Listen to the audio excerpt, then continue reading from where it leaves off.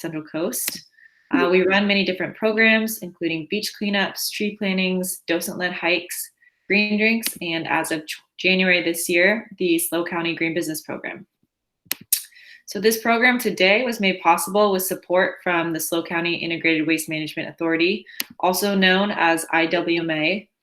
IWMA is a public agency that educates our community about garbage and recycling. They help manage the hazardous waste disposal programs, and they also pass resource management ordinances. They have an amazing website that I encourage you all to check out. They have many online resources, including waste management outreach and educational material for schools, businesses, and residents. If you're ever unsure of how to dispose an item, you can type it into the website and it actually will tell you how to properly dispose of it. It's an awesome resource. I definitely recommend checking that out if you're ever unsure about whether you can recycle something or not. The IWMA website is www.iwma.com. You can also sign up for their newsletters to get interesting info and some tips about how to reduce your waste. And yeah, it's awesome. So today we have a wonderful guest speaker, Mike DiMilo. Mike is the Education Program Coordinator of the SLO County IWMA. It's his 24th year of providing educational programs in the area of solid waste, recycling, and other natural resource related topics. So he's definitely an expert in this field. He and his staff provide over 1,000 presentations and field trips each year to children and adults throughout the community. We have an awesome turnout today, so please make sure that everyone can hear our speakers. So I'm going to ask if you could all turn your mics off now. It's going to be on that same bottom panel just to the left of the red phone button, and that will actually mute your video. So there will be time afterwards for Q&A. If you have questions throughout the presentation, I encourage you to type them into the chat box, and I will keep a list of everyone's questions to go over at the end and ask Mike, and then he can do his best to answer those. Thank you all so much for joining us this morning with EcoSLO and IWMA, and I will pass it over to Mike now. All right, thanks so much, Anna. And we'll get our entire screen up here.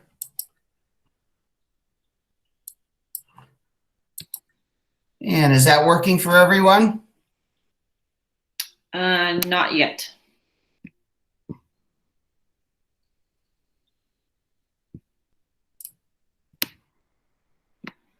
Okay, let me go back, try it again.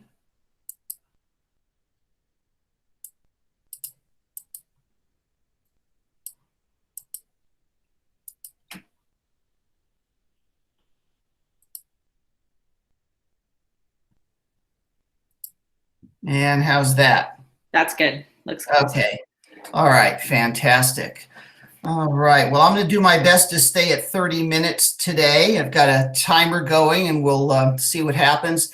So I'd like to give you all an overview of landfilling, recycling, and composting throughout our county. It's a very large subject, and this in no way will be comprehensive, but hopefully just give everyone an overview of what's going on in San Luis Obispo County. Anna did a terrific job of describing what IWMA is. In fact, it's almost as if she read my second slide here. So I'll just punch those up. And the reason IWMA was created way back in 1994 was because of a state law that was passed called the Integrated Waste Management Act. And it mandated that every city and county in the state of California do a better job of managing its solid waste, and required that it did extensive reporting to what is now called CalRecycle. So our 7 major cities and unincorporated areas decided rather to do all of that reporting separately, they would form one regional agency to do that. And that one regional agency is the San Luis Obispo County Integrated Waste Management Authority. So Anna talked about the school education program that we do. This is Stacy doing a program about paper. And of course, now we are virtual. And since schools are closed down, this is a picture of Priscilla showing students how to recycle paper. She, as we are speaking, is doing this exact program and has a blender on the other side of the wall and is presenting. So if you hear a blender go off, if my mic happens to pick it up, it's not because we're making smoothie or margaritas this morning. She's making paper with some students online. So with that, that's a little bit about our education program goals for today. What I'd like to accomplish is to have you all better understand the framework of our county's integrated waste management system and to learn what happens to the materials that you put on your curb. Sounds a little bit dry, but I'm going to try to bring that to life in the next few minutes for you. So people have a lot of questions about what happens to this stuff after the trucks pick it up and haul it away from their house. In fact, I was reading one of our online newspapers yesterday, and there was a comment by someone that says recycling is a fraud. It all goes into the same place and ends up in the landfill. And I'm going to try to prove to you today, if you don't already believe it, that they go to separate places. So let's start with our county's landfills. We've got 3 landfills in the county that are open to the public. Cold Canyon, which is just south of the San Luis Obispo Airport, Chicago Grade, which is in Templeton, and the Paso Robles landfill is located about 8 miles east of the city on Highway 46. At the end of a typical day, we get over 800 tons of municipal solid waste that goes into the landfill. And so I want to emphasize that's not recyclables. That's all material that's going to be buried into the landfill. So when the material goes into a landfill site, unfortunately, and this is true at all landfills, there is not the capacity to walk through and pick out what recyclables might be there. So whatever goes in a trash truck, whether it's recyclable or not, it's going to be buried in perpetuity. Once the materials are put onto the ground at the landfill, they're not really where the landfill operator wants them to be. So typically you'll see a large Caterpillar tractor pushing the materials to what I'll just call their final resting place. And you can see in the foreground there's a lot of cardboard, and unfortunately that's going to be buried as well. So at landfills, space is vitally important because they are permitted in a 3-dimensional space and they can't go beyond that space. So it's really important that the solid waste is compacted. The compactors that are used at most of our landfills weigh between 80 and 90,000 pounds each. They simply drive over and over the trash. And in general, I usually use the fraction of about 1/8, so they can reduce the volume of those materials to about 1/8 the size. The compactors cost close to $1 million, and so that just points out one of the costs that we have in managing our solid waste. I wanted you to see the business end of the compactor close up, and this really gives does a great job of breaking things up into smaller pieces. Also, these compactors use roughly 8 gallons of diesel per hour, so there's of course an operating cost there as well. So I thought we'd take a look at a little video clip and see one in action. So here we go.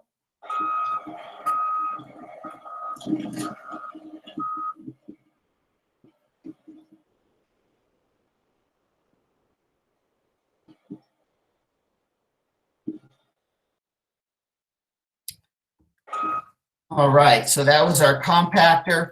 Now, one of the other elements that's important at landfills is what do you do with everything at the end of the day? Believe it or not, it's against the law to leave the trash exposed to the air overnight.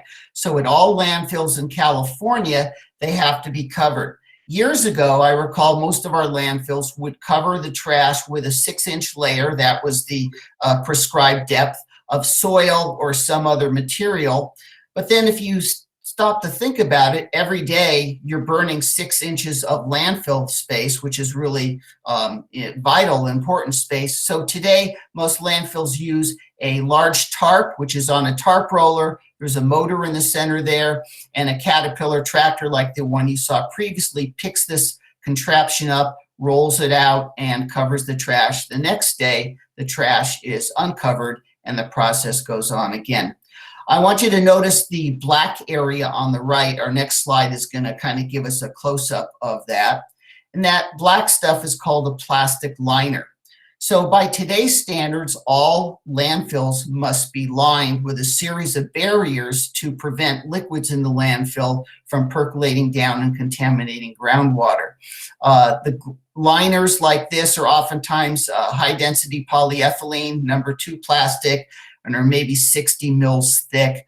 But there are also a variety of other barriers in landfills. One is called a geosynthetic clay liner. Kind of looks like indoor-outdoor carpeting, and it's got bentonite clay in the center, and that's impervious to water percolating through it. So there's a whole series of liners in landfills to prevent liquids from percolating down and contaminating groundwater. Well, while we're still at the landfill, I think it's really important to talk about organics. And when we talk about organics in this context, we don't mean certified organic food. We're talking about any material such as green waste, leaves, grass clippings, branches, and food waste. Organics in landfills are a huge issue, and we'll touch on that quite a bit today through our slides. One of the issues, of course, is that they can attract and do attract seagulls, particularly at the Cold Canyon landfill or landfills that are closer to the coastline.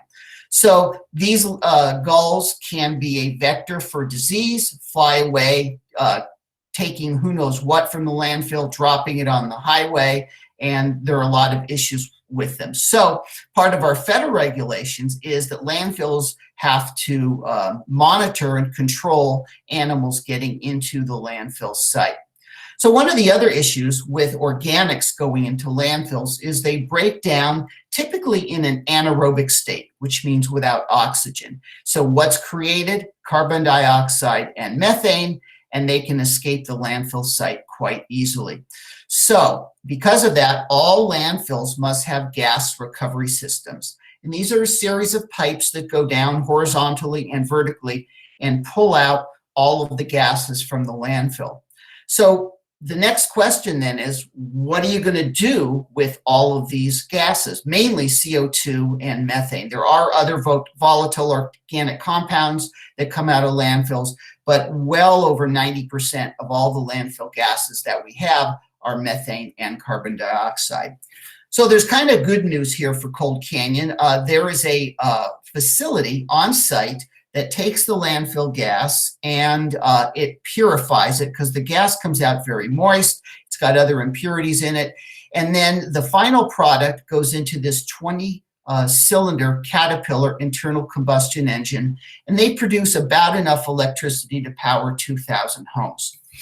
And by the way, every minute that the Cold Canyon landfill site is in operation, it's generating about 800 cubic feet of landfill gases. So it's really important that they're able to process it in this way. Now, the landfill manager has told me, though, they can't process all of the gas that comes out of the landfill. So some of it goes into Bryce Canyon, where the companies that are extracting oil use it as a fuel to boil water, to make steam, to inject into the wells to get out some of that more viscous oil.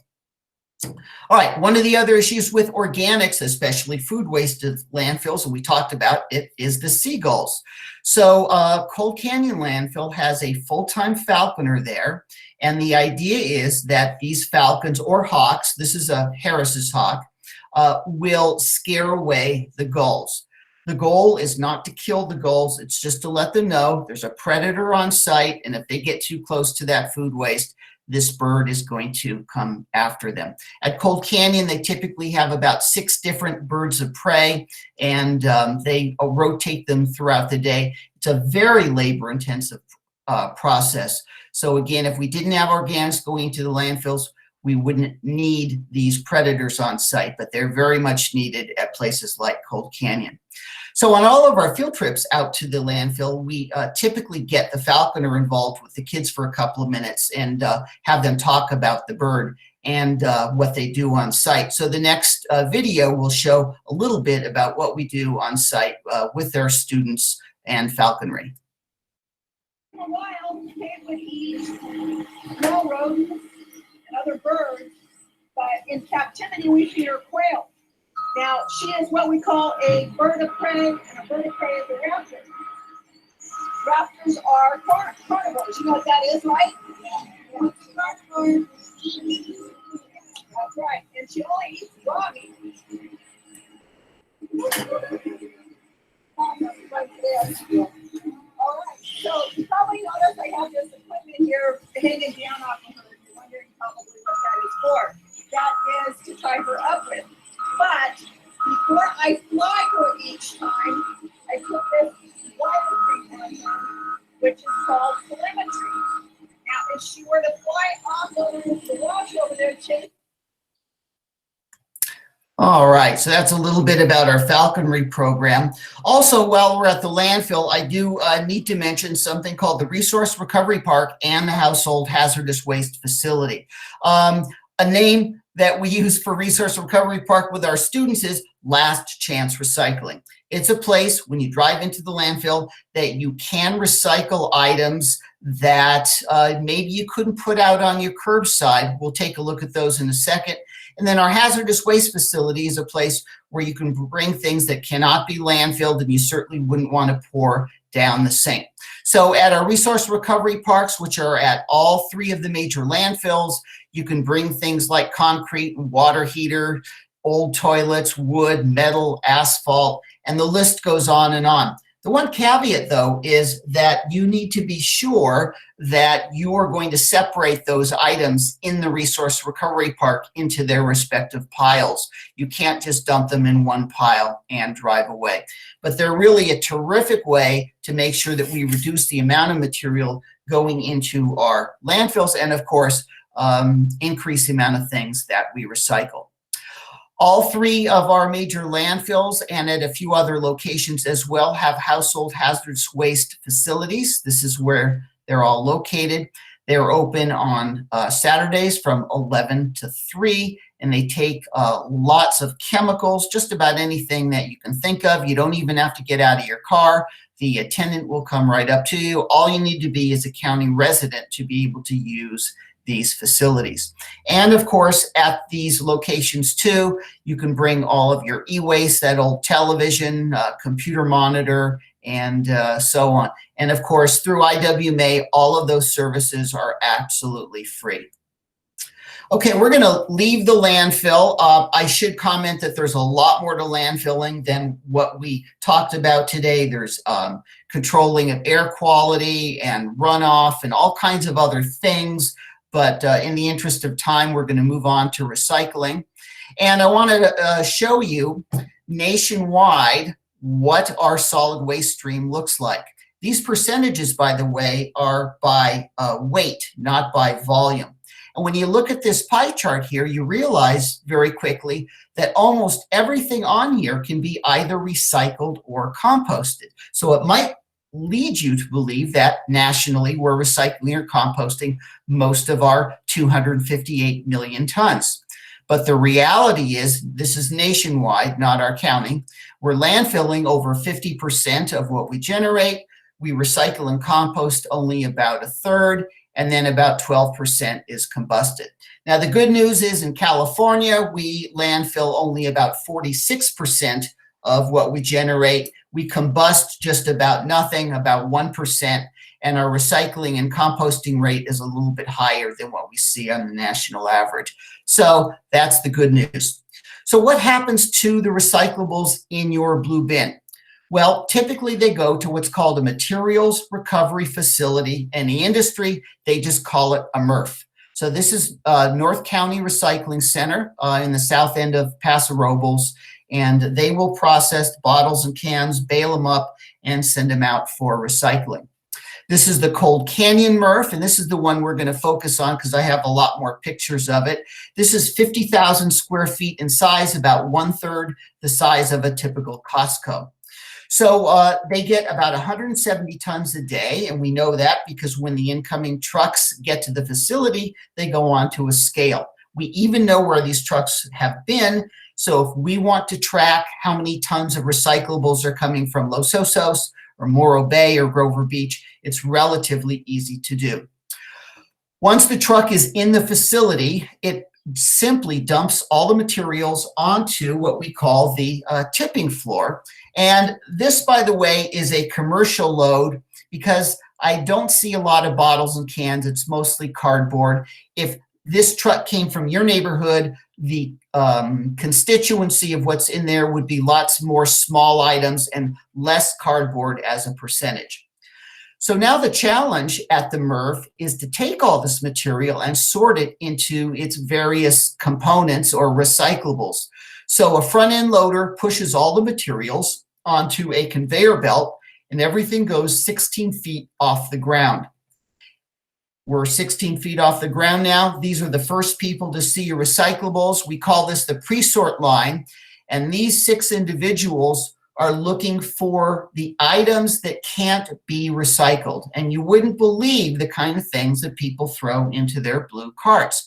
I've seen bowling balls, I've seen dartboards, I've seen stuffed animals, and of course we don't want plastic bags these days. So these individuals are going to pull off all the stuff that can't be recycled.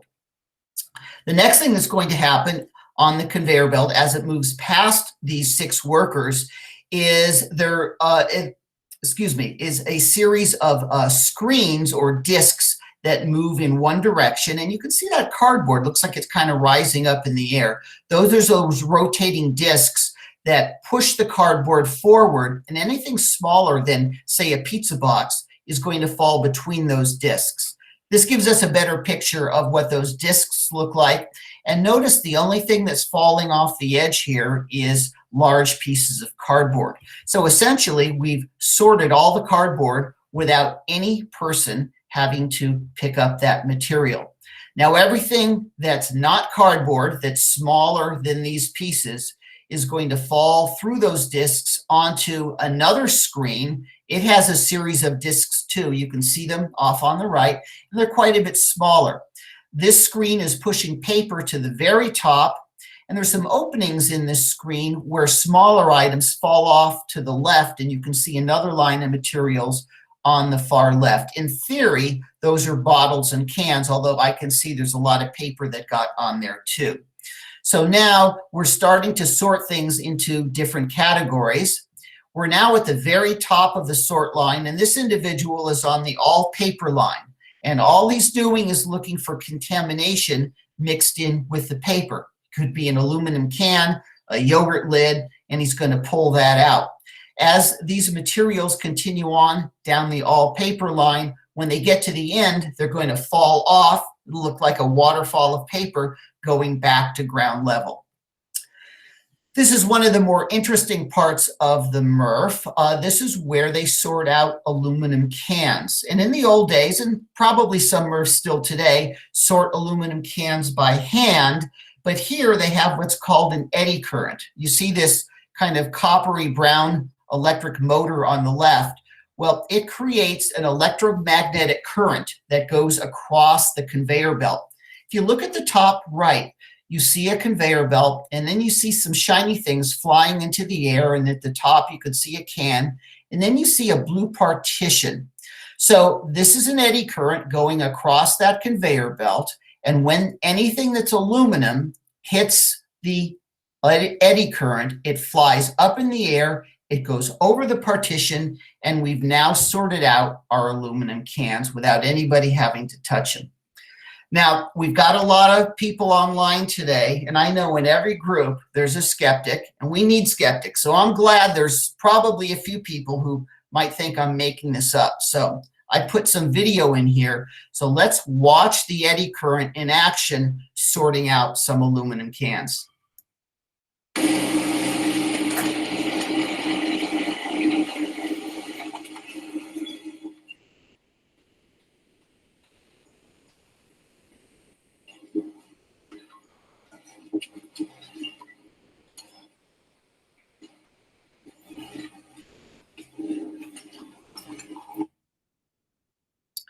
All right, so there was our eddy current, a terrific way to sort aluminum. We'll say bye to the eddy current.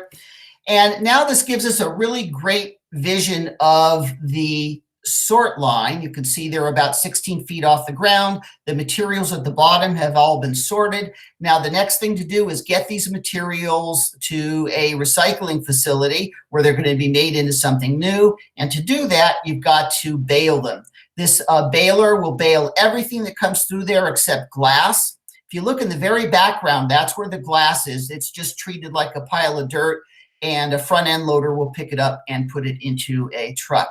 These are 3 bales of aluminum, and they're going to try to sell these to a facility that has a great price for aluminum so they can make some money back to pay for the truck that picked it up from your house, the cost to sort, and the cost to ship these bales to wherever they're going to be melted down to be made into something new. By weight, paper is over 50% of what comes out of most MRFs.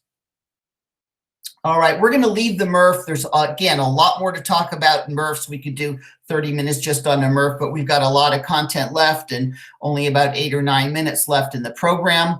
So now we're going to talk about what happens with all that stuff in your green cart that we call organics. And remember, when we talk about organics, we don't mean just material that's certified organic. We mean all green waste, all food waste. State of California tells us that by weight, about 30% of what's currently in our landfills is organics. And even though at Cold Canyon, they're making electricity from the gas put off by organics, State of California, CalRecycle wants all organics out of landfills.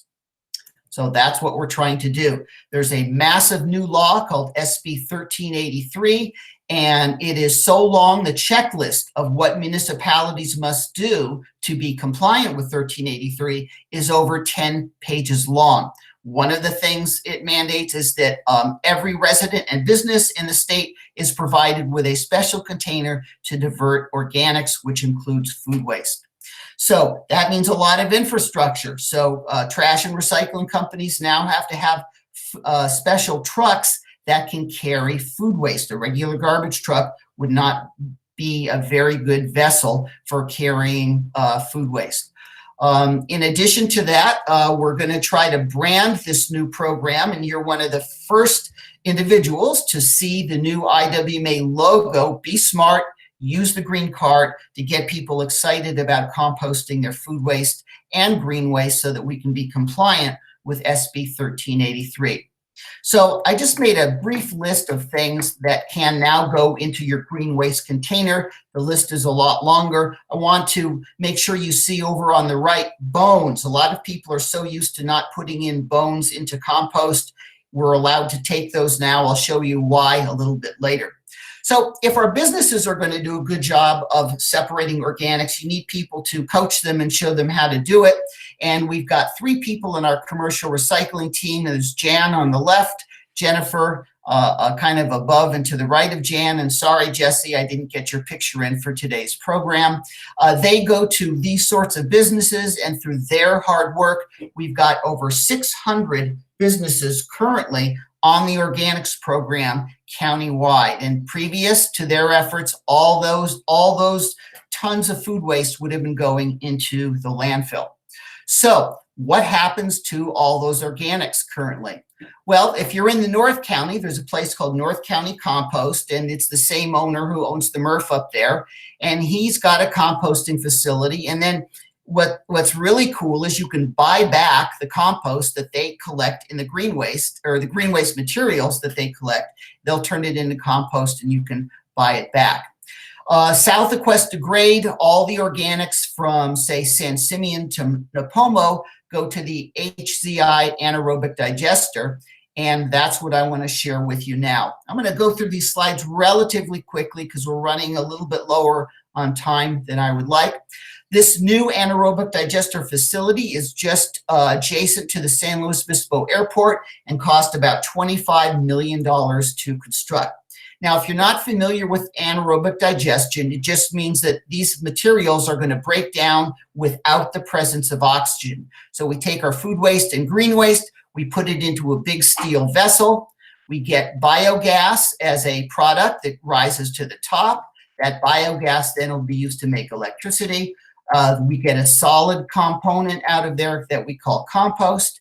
And then you can think of the digester vessel itself as just a big steel stomach with billions and billions and trillions of microorganisms, anaerobic digesters, doing the work for us. So when Jan, Jesse, Jennifer go to a restaurant, this is the kind of stuff that they get from that facility. Isn't that beautiful? And remember, this used to go to landfills. So the truck that picks them up is going to go to the digester. It backs into the tipping floor.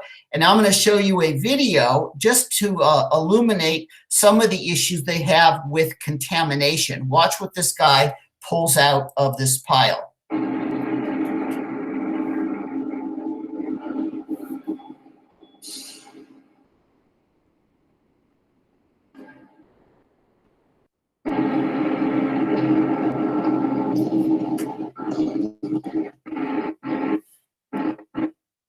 All right, so after the green waste and food waste has been brought in onto the floor, it goes into this machine, which is called a shredder. I took these pictures before the site opened up. That's why it looks so clean.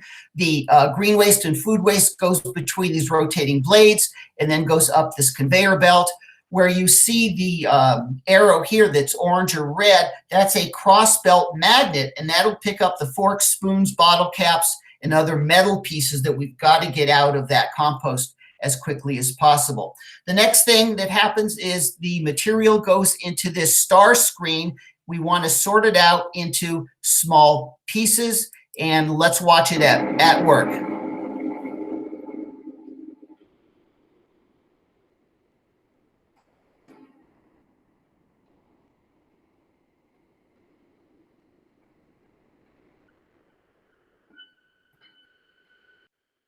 All right, so the large pieces on the right will wind up going back into the shredder. The pieces that are in the middle are what are going to become our compost. So next, the materials go into a bay, and then this big claw that you see right here picks it up automatically, dumps it onto a belt where it's going to go into the digester vessel itself. Let's watch a quick video on how this claw works.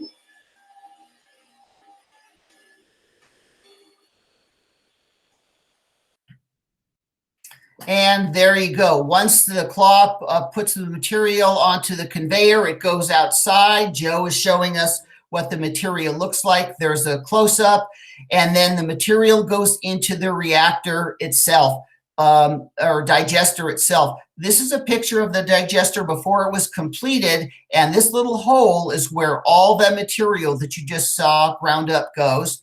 And in just a minute, we're going to look through into the digester where you see the orange ladder at the bottom. So we're going to fast forward to what the facility looks like, or closer to what it looks like today. And there's the conveyor where Joe was standing. The material goes up to the very top, drops down into the tube.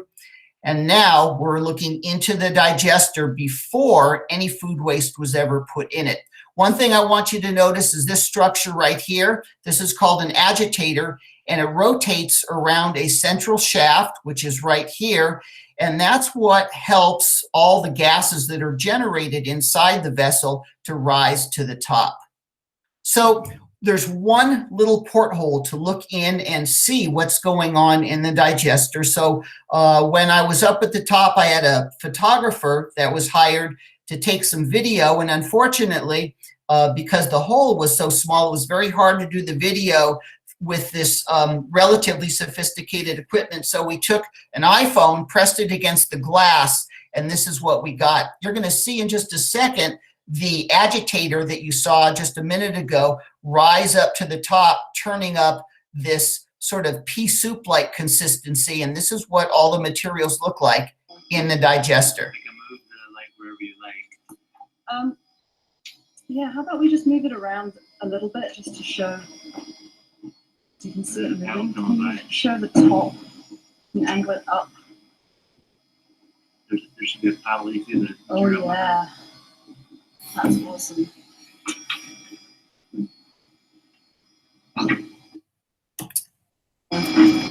All right, so that's the digester at work, and I wanted to show you one of the anaerobic organisms that live in there, Methanococcus villosus. This animal is said to be one of the faster animals on the planet. It can move 4 to 5 times its body length in one leap. So kind of amazing if you kind of can wrap your head around that. Anyway, let's talk about some of the solid compost that comes out of the facility. This is a trommel screen. It sorts out the large pieces from the smaller pieces and gives us a finished compost product. I think we've got a little video clip of that.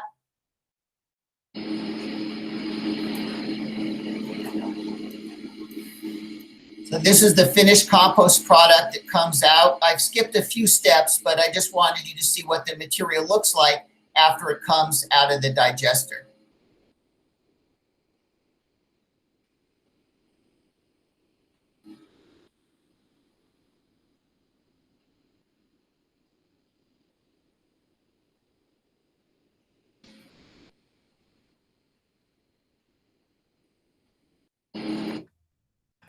And we talked about energy. This green area here is where the energy is produced. And currently, the facility generates approximately enough electricity to power 600 homes. So we've taken a real kind of thumbnail sketch about what happens with the materials in our trash, recycling, and green waste containers. I hope I've answered some of those questions today, but I always get the question, can't we do better? Can't we recycle more? Can't we do a better job of managing our natural resources?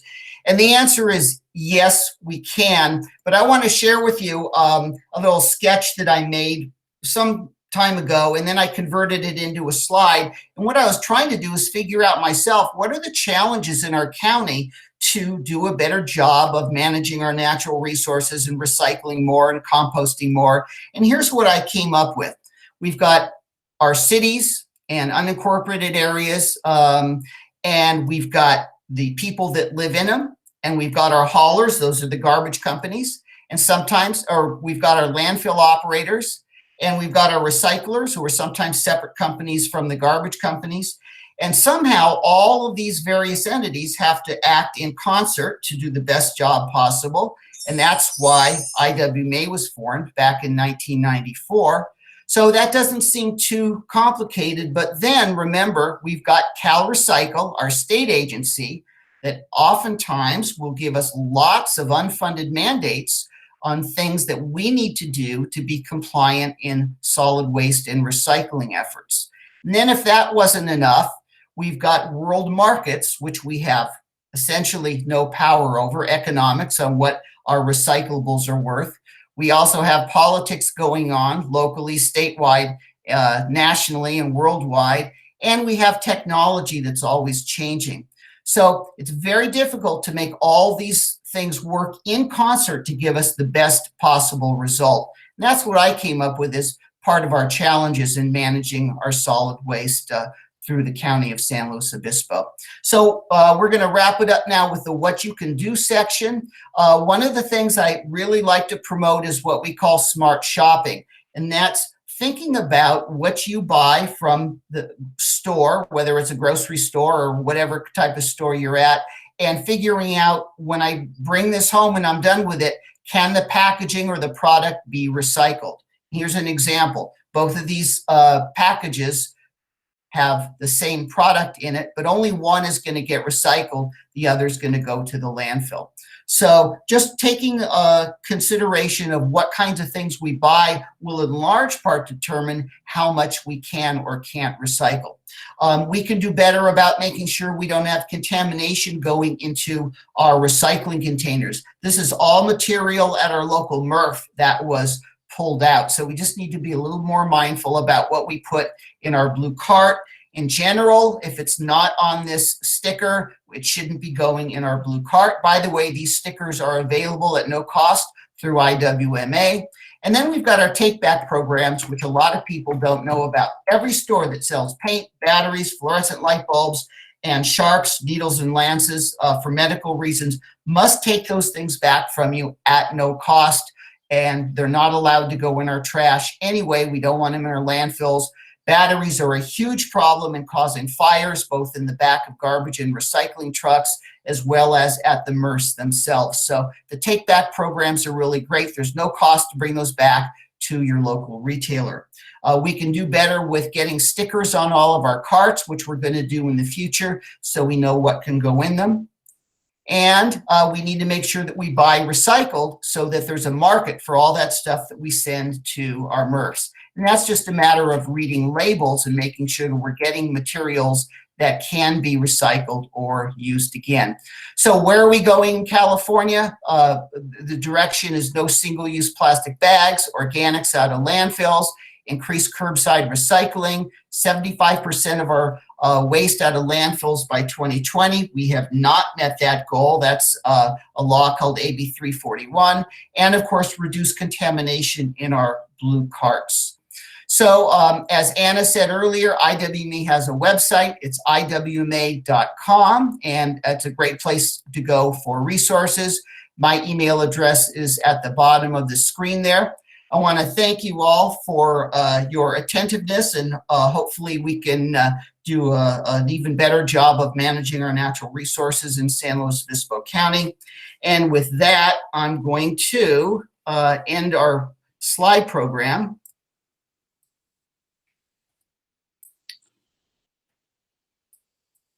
Awesome. And turn it back over to Anna. Thank you so much, Mike. That was an awesome presentation. Hope everyone really enjoyed that and learned a lot. We did have some questions that came up, so I would like to ask those, ask Mike them now. I kind of made a list, so we'll just start with the first one. The first question was, what was the item that was pulled out of the pile at the compost facility? It was a framed mirror. So it was a round mirror with a kind of a wooden frame around it. But there are lots of other things that come out there too. That just happened to be the one that I caught the day we were doing video. Okay, got it. Thank you. The next question was, where can we buy the compost? Is there somewhere we can buy the compost that comes out of the anaerobic digester? That's wholesaled in very large volumes, so it's not retailed. But the North SLO County compost, they retail in the North County, and they do deliveries. I'm not sure what quantity you have to get to have it delivered, but I know they will deliver it as well. Who delivers it? The North SLO County compost. Okay. Will deliver it. All right. All right, the next question is, does the energy produced by methane capture, does the energy produced by methane capture exceed the energy required to produce the methane?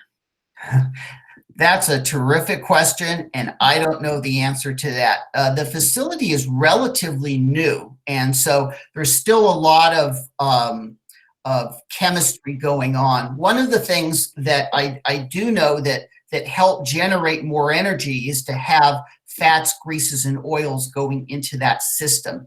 If we simply put woody green waste in, that would not generate the desired amount of electricity. So no, I don't know how that equation currently works out. Great question, though. I think that's something for follow-up as time goes on. Awesome. All right. The next question is, how long does it take for the digester to turn over one load? Oh, yes. You know, I meant to go into more detail there. We were running short on time. So in general, the material stays in the digester for about 2 weeks at 131 degrees Fahrenheit. And as it comes out the far end of the digester, about 1/3 of it gets put back in closer to the front end so that they can maintain that same anaerobic biology consistency in. So, but in general, 2 weeks is going to stay in the vessel. Okay, awesome. The next one is there still a market for recycled plastics? It depends what number plastic we're talking about. So typically plastic number 1, which is called PET or polyethylene terephthalate, and plastic number 2, high density polyethylene, have the best markets. And that's an instance where smart shopping could come across. If you see something with those numbers on them, they're more likely to be able to be recycled. Once you get to plastic 3 through 7, chances are there's not going to be a market for it. Again, there are so many variables in that equation. It depends what recycler we're talking about. I know we have a lot of Cal Poly students in the area, and things are very different in Northern California, Southern California. But if we can stay with plastic number 1 and 2, that's our best bet for making sure that as many plastics as possible are going to be recycled. Sounds good. All right, the next question is, let's see. She asked if Cal Poly behavioral science students could come up with messaging to convince them about recycling, because I guess a lot of her roommates still, or housemates still wish cycle. So I will, that is a great idea. I think we should definitely bring that up with some Cal Poly students. Yeah, because honestly, if you can refer any of your friends or people who have questions, as Mike said, to the IWMA website, that is an awesome resource to help educate people on what can or cannot be recycled. It's a really easy tool, as Mike showed, that you can just type in any item and it tells you how to properly dispose of it. So once I learned about that resource, I definitely started using that a lot more. And I found that a lot of my friends and family members found that helpful as well. So definitely use that tool, but I think that is a great idea to kind of increase the messaging on reducing wish cycling. All right, the next question is, are plastic bags recycled? I know the answer to that. Plastic bags are not going to be recycled right now, chances are, and we definitely don't want them in the blue cart. If they can be used again, that would be terrific, and if we can avoid them, that would be even more terrific. I know we do have things like produce bags that we might bring back from the grocery store, and but no, plastic bags are probably not going to be recycled currently.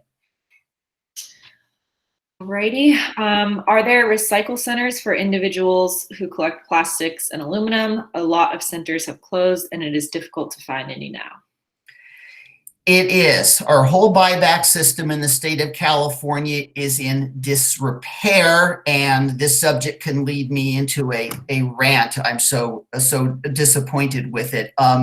Cal Recycle is in charge of the program, and a lot of people sometimes think it's a local program, but it's not. It's a state program, so it's very hard to fix. The economics of recycling the bottles and cans were kind of upside down, so the company that ran the most number of buyback centers quit in California. So it's very difficult to get your deposit back on the bottles and cans. However, there are some recyclers that are still in business. You can go to the IWMA website and find at least 4 locations that are open, at least on a limited basis, that will take bottles and cans back. Although I always recommend people call first to make sure that they're still open. But yeah, our whole system needs to be revamped, and that's something that needs to happen through the governor's office and through Cal Recycle. Awesome. And just to briefly go back to the last question on plastic bags, I think an important note is a lot of people line their recycling bins with a plastic bag. So it's important not to actually put that into the recycling.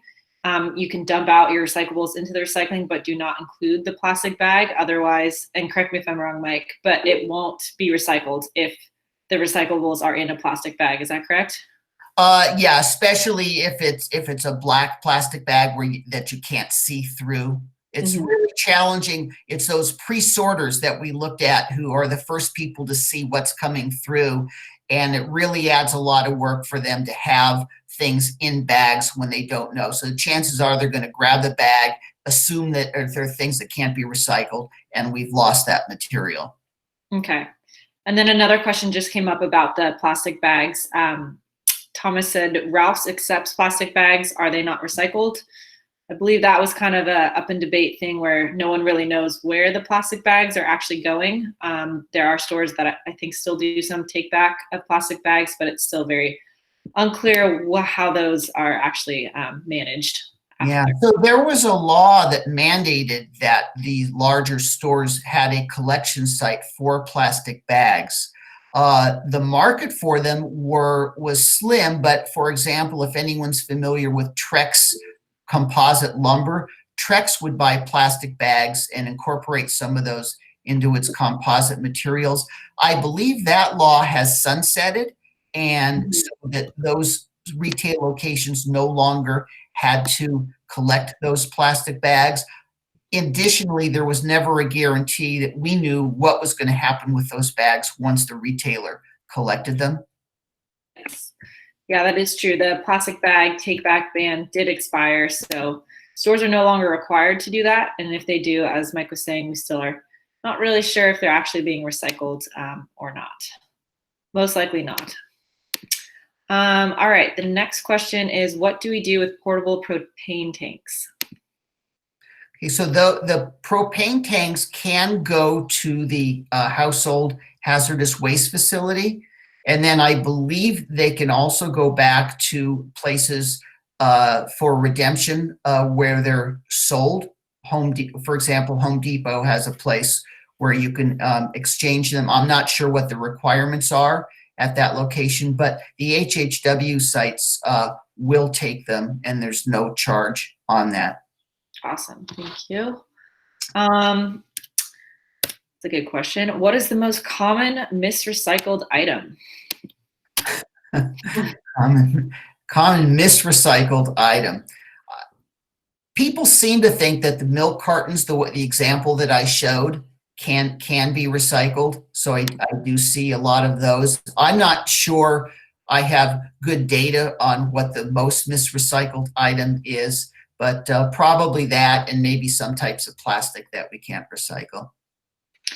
Yeah, I remember learning that is kind of a misconception about the milk cartons, is all of the composite material items, basically like milk cartons that have plastic next to cardboard, cannot be recycled. So even though it looks like cardboard, if it has a plastic liner or plastic material mixed in, that's actually not recyclable. So a lot of people, I think, are used to throwing away their milk cartons, but as Mike said, those unfortunately belong in the landfill.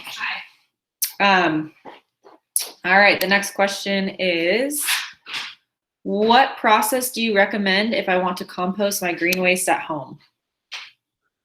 Wow, that's a interesting question. Well, I guess the first question then to follow with that question is what type of material you have. For example, if it's food waste, red worms are terrific to break down food waste, and we harvest them and grow them in our office here, and they can be purchased in a variety of places and actually delivered to your front door.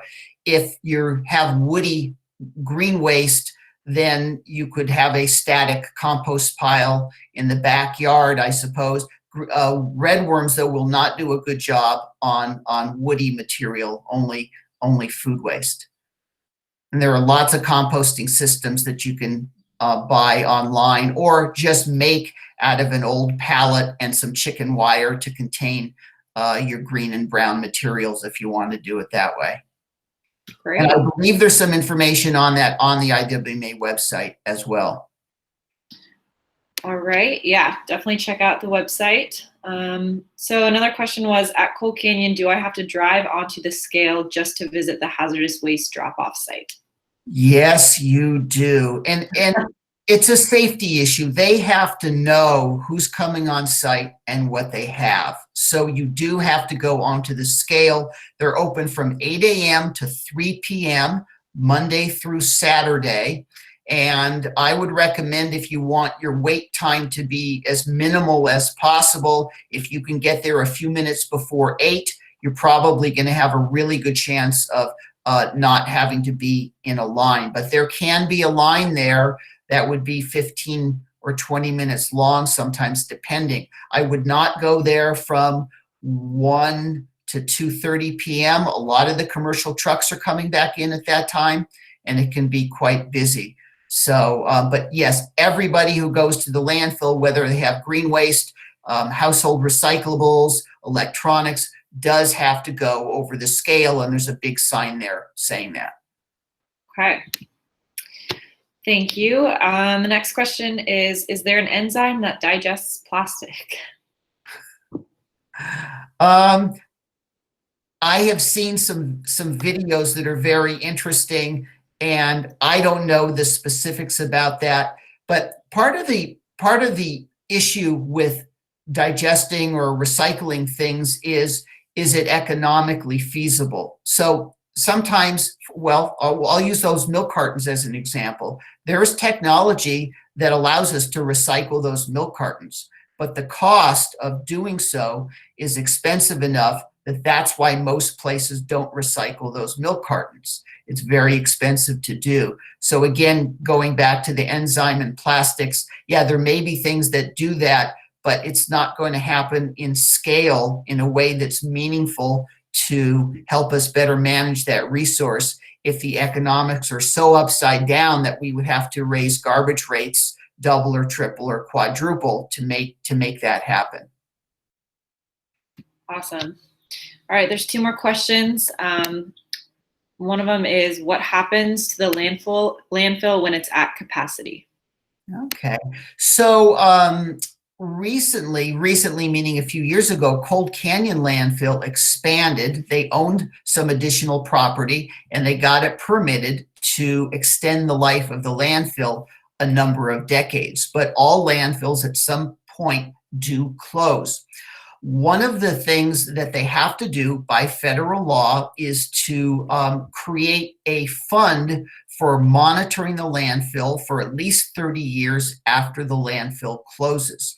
There's going to be some settling of the land. What's going to happen to it physically is they're going to cap the landfill with a plastic liner on the top, similar to the liner that we saw, so water's not percolating down into the landfill.